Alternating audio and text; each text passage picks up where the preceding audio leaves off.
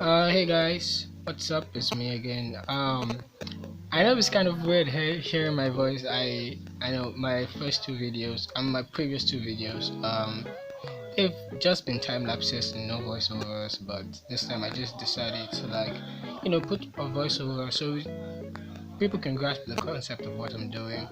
So that's basically what I just want to start a set of tutorials for everyone interested in making mobile art. Basically I'm doing this on sketchbook. Yeah, sketchbook. I was about to say Autodesk. Sketchbook isn't owned by Autodesk anymore, it's just sketchbook now. So I'm doing this now on sketchbook mobile, and what I'm doing, I'm painting my personal character.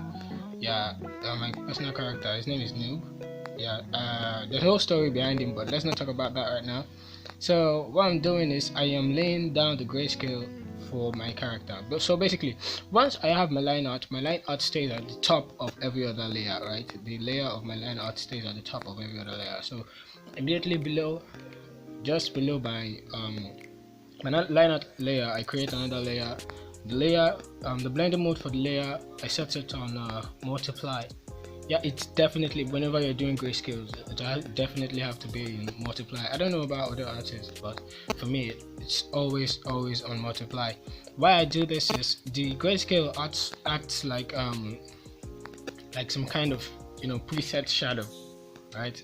It acts as some kind of preset shadow for your character, so you don't really have to go in and reshade shadows anymore.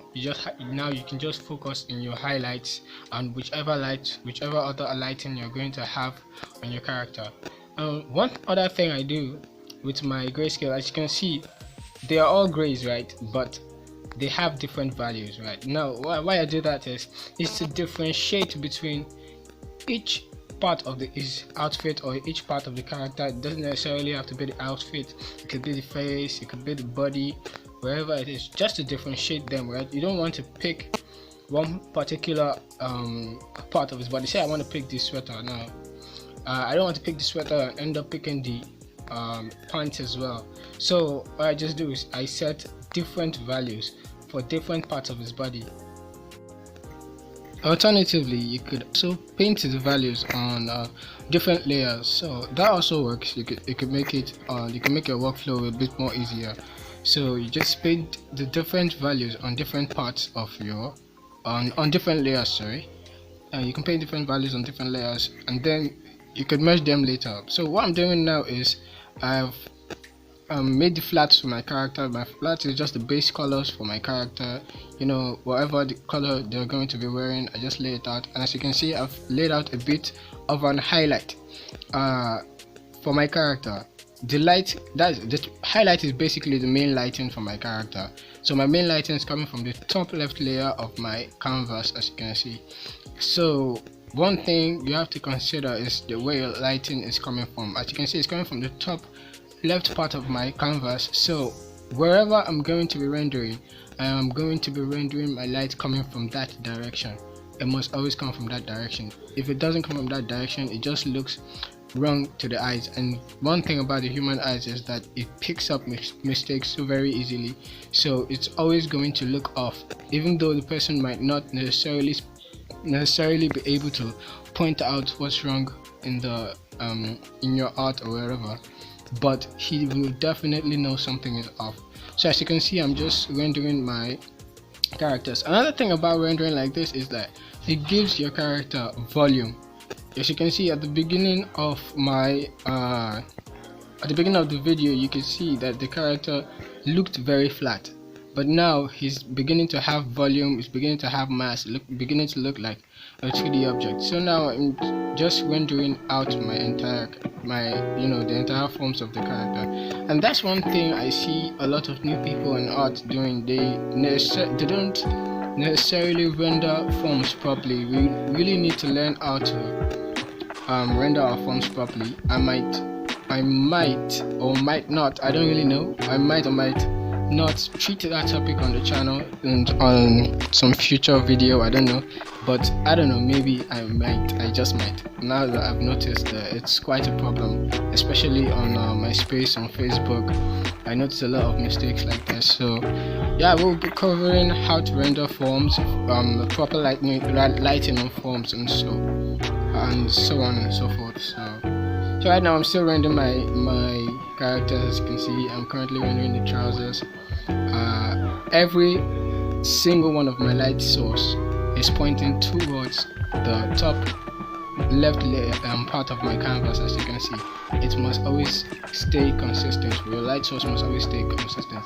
So my primary light source is coming from the top left layer of the top right part of my canvas. Sorry, I don't know why I'm making mistakes. So I stop coming from the top right part of my canvas, as you can see. So basically, the main lighting is also called the key lighting, or the key light. Yeah, the main light is called key light. So maybe you're watching another video and you hear them call it something else, don't be shocked. It's also called the key light. So yeah, that's the key light I'm rendering. I did have a bit of a problem, as you can see, trying to render metal. I think I'm not so great at rendering metal, but I think this turned out great. You're going to see it at the end of the video. So right now what I'm doing is I'm bringing out some of the shadows on my metal. Metals cast shadow very thickly, at least to me, from my study. Metals cast shadow very thick shadow. So I'm just rendering that for now to have an idea of what my shadows are going to be and how I'm going to have my shadows. And one thing about shadows is your shadows always oppose the light source. Now my key lighting is coming from the top left part of my canvas. So my shadow is going to be in the opposite of that direction. It's going to be coming from the bottom right of my canvas. So very important thing for you to note. Always, your shadow should always be directly opposite your light source, right? Always directly opposite your light source. Like I said, if you don't do it according to the rule of physics, right? Because that's physics. If you don't paint your art according to the rules of physics, it's going to look off. It's going to look very off. And whether or not your viewer or your audience picks that mistake up, they will definitely sense that something is wrong with your art. So for now, just keep note of that. Now I'm just rendering some extra highlights on my characters. I think I overdid it a little bit with this one, but I think it turned out fine at the end. Yeah, I definitely did overdo it with this one, but yeah, in the end it did turn out fine. You're going to see how it turned out. So yeah, extra highlights just help the character just pop a little bit more, you know. It's like having a glow on a metal, you know. Say for example you have a metal ball. Yeah, most of the majority of the parts of the metal ball is definitely going to be shiny, but there's always that one point there's always the shiniest, and that's the rule I usually use for my characters. And it doesn't necessarily always work that way, because different materials will react differently to light, but I think for this one it did work for this this particular piece. So yeah, I still went with that. It, like I said, it doesn't necessarily have to be like this. There are different ways, there are different artists, different forms. So just go crazy with your art.